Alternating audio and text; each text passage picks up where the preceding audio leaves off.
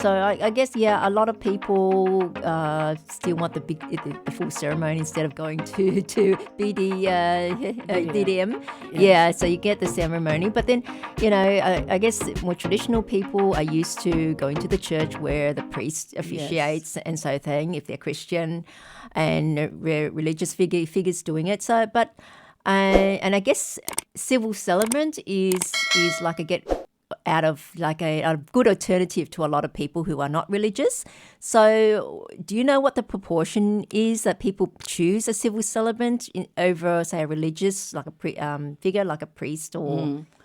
I don't know the exact proportion, but it is said that more people go to civil celebrants than going to the church.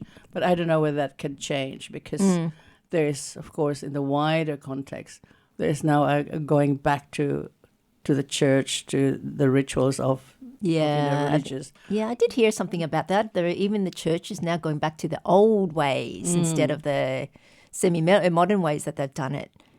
Is that true?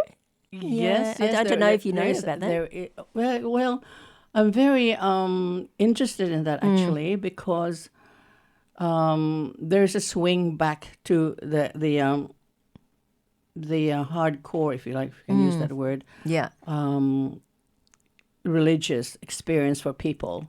They're going back to what it used to be like even in their grandparents' places, maybe. I don't think it's just a matter of that. I think people are now really looking for something real because I think it had swung so far to the one side that, there was heavily no rejecting dimension. Tradition, rejecting all the old stuff. They want to be, I think, saying innovative and probably a bit cute and do their own thing. Yes, be rebellious. And say, we're going to be different. We're not going to be, locked coming by in white. tradition and all that sort of thing. Yeah, or you can tell that really by the clothes that they wear. So the brides don't come in the usual white, and coming in they can come in whatever color they want. Yeah, or the groom, or they don't.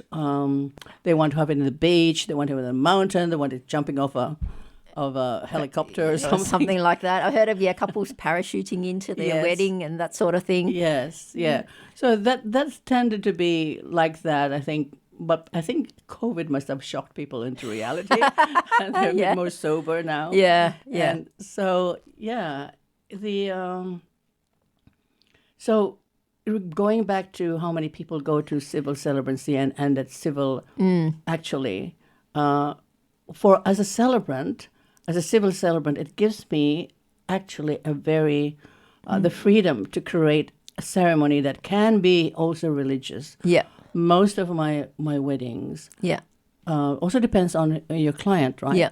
So most of the weddings that I conduct have always a religious aspect to it. Oh, okay. Is it at their request, or is it something that you put in yourself as a...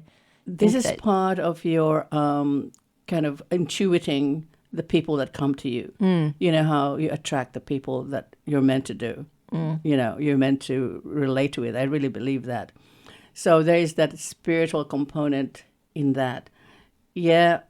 To answer your question, it's usually, I can see that they do. Like, for instance, most of my clients would be Filipinos, right? Filipinos who marry Americans or Australians or even Hindus, I've had Hindu weddings and Buddhist weddings, and they want the spiritual part of it. But they just don't know that I could do it, that I would do it. Okay. They think, You need to go to the actual... religious figure to do it, Yes, or they think that I would not want to do it because you're just a civil celebrant. Yeah, so, look, to be fair, they would know. They would know.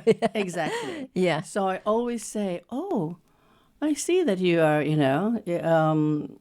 they would say that, they went to mass or something. Said, would you like to include a prayer or from the Bible or something like that? Yeah, I do sort of intuit that they would want it, and they would like it, and they would say yes, please. So, do they want it? You say for the Hindu, for example, wanted something from their own text, or something that you already know, or you have to go and research that? Yes, both. Some of them, I've had several couples who were Hindu, and they have a specific ritual that they do.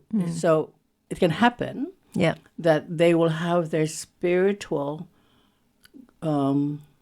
priest to come and perform for about 3 hours. It's very, very long. Wow, okay. Before the actual civil wedding. Yeah. So we would go there. He's there ahead of me, or I've watched him do it, and it's a really extravaganza. It's beautiful. Yeah, I've heard of Hindu weddings lasting for a few days or something like that. Yeah.